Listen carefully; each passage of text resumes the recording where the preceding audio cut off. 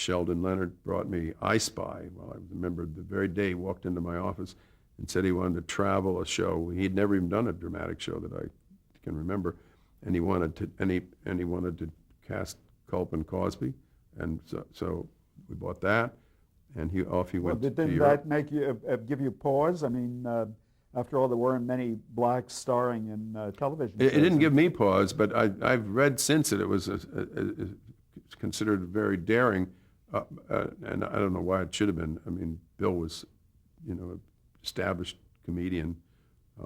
But this was a dramatic part, an adventure part. I don't know. Maybe I'm just stupid, but I think I was more skeptical about him being able to afford to move a show around Europe or wherever he was going to go affordably. I mean, in a way that we could afford.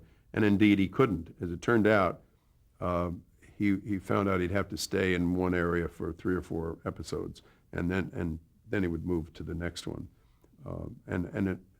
These days, when we think in terms of hundreds of millions of dollars that people spend on television shows, I remember when Sheldon came back from the first season of I Spy overseas, and again came to my office in Burbank with this worried look.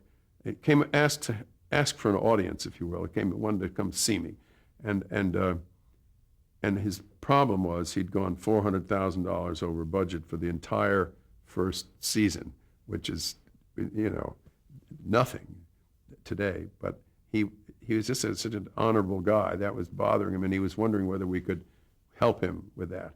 And of course we did. We picked it all up.